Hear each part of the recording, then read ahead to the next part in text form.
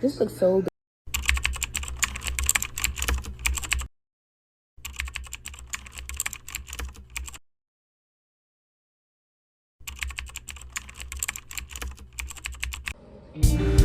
So this is my only client for today. My client actually came in with her hair washed and she just needed me to blow dry it for her. So I do offer shampoos and blow dries with my appointments, but it's definitely by preference because some people like to wash their own hair. So before I even start blow drying her hair, I apply the heat protectant and then I also apply a foam. So if you have the Nairobi foam, that's the best one to use, but I just used a lot of body foam.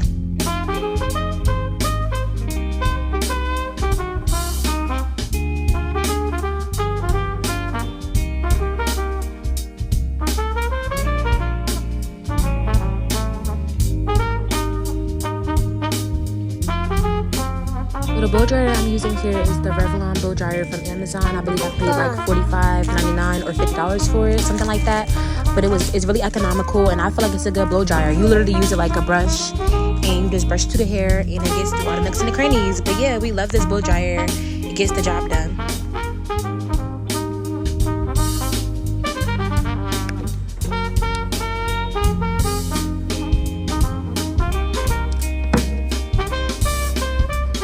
Alright, so the first thing we're gonna do is we're gonna take some of that Shine and Jam and we're gonna scoop up the nape. And basically what I'm doing is I'm just smoothing out her curly hair in the back.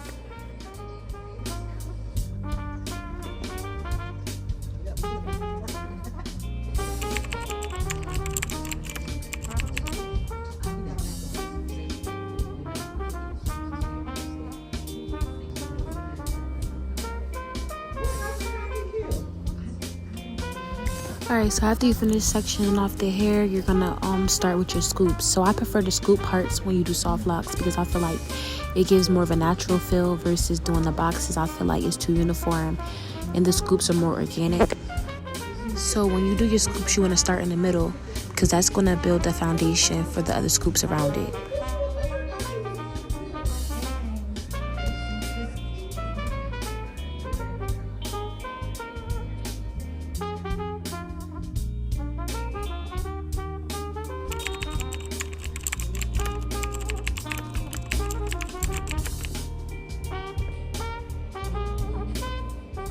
Now you're gonna just do regular plaits and basically you're gonna repeat this process until her whole entire head is braided up.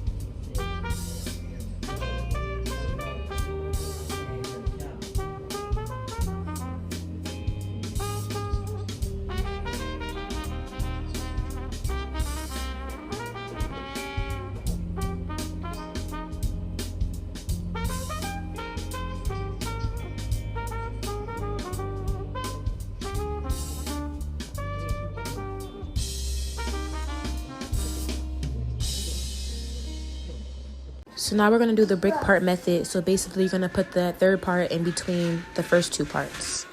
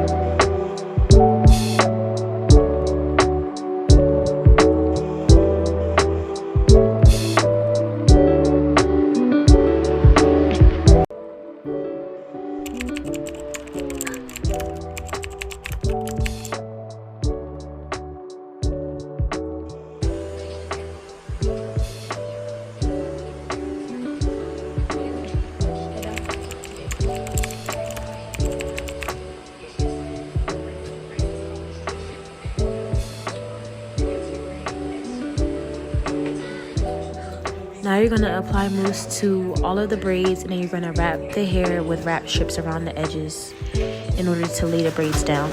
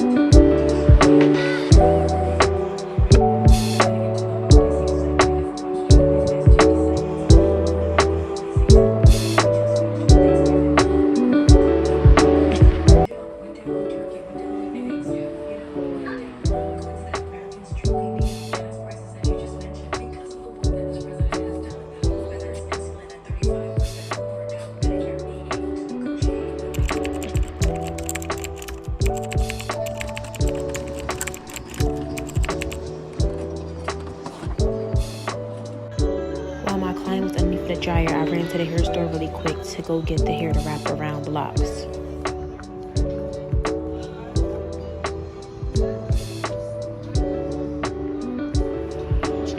Put this hair more detailed closer to the color. Definitely one of these though.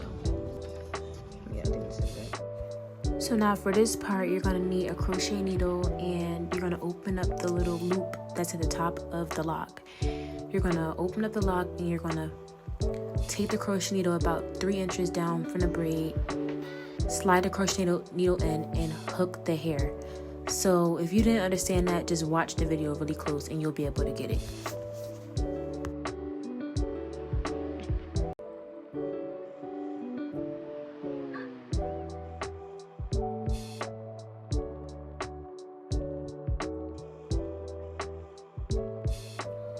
So I like to do about 2 or 3 locks at a time, because I don't know why, I feel like it just makes things go faster, but it's probably just a mental thing.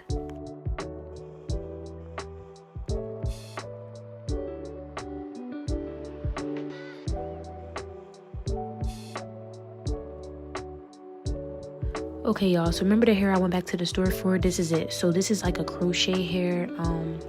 You're gonna take off like little pieces like so, and you're gonna use that in order to conceal the part where the natural braid and the lock connect. So now for this part, you're gonna take the crochet needle, you're gonna slide it in the top of the braid above where your natural hair starts, and you're gonna slide the crochet hair through.